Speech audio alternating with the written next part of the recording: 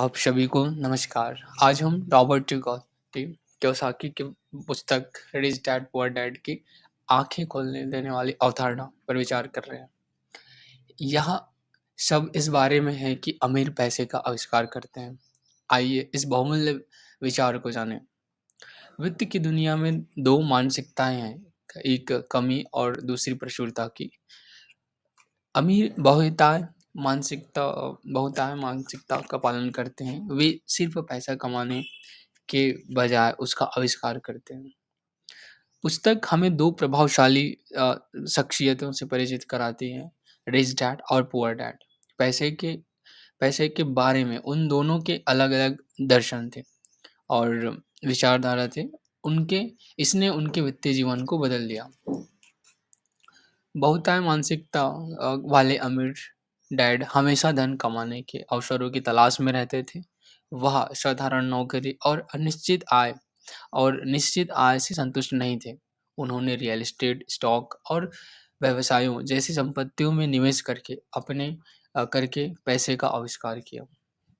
वहीं दूसरी ओर बेचारे पिताजी की मानसिकता अभावग्रस्त थी। वह पारंपरिक शिक्षा, नौकरी की सुरक्षा और स्थिर वेतन में विश्वास करते थे। उन्होंने पैसे का आविष्कार नहीं किया, वह केवल अपनी नौकरी से अर्जित धन पर निर्भर था। रिच डैड हमें संपत्ति बनाने का महत्व इस पुस्तक में सिखाते हैं। संपत्ति वे चीज़ें हैं जो आपकी जेब में पैसा डालती हैं, जैसे रियल एस्टेट से किराए की आय या स्टॉक से लाभांश। संपत्ति बनाकर आप निष्क्रिय आय उत्पन्न कर सकते हैं, जो वित्तीय स्वतंत्रता की दिशा में एक महत्वपूर्ण कदम है। पैसे के आविष्कार का एक प्रमुख पहलू वित्तीय शिक्षा है। अमीर लोग लगातार खुद को पैसे, निवेश और वित्तीय रणनीतियों के बारे में शिक्षित करते रहते हैं। वे पैसे के खेल को समझते हैं और इसका इस्तेमाल अपने फायदे के लिए करते हैं। अंत में द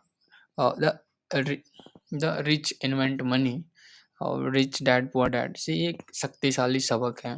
यह प्रचुरता की मानसिकता अपनाने, संपत्ति बनाने और खुद को पैसे के बारे में लगातार शिक्षित करने के बारे में है। याद रखें, यह सिर्फ पैसे के लिए काम करने के बारे में नहीं है। यह लिए पैसे का आपके लिए पैसे का काम करने के बारे में है। इस ज्ञानवर्धक यात्रा में हमारे साथ शामिल होने के लिए आपका धन्यवाद।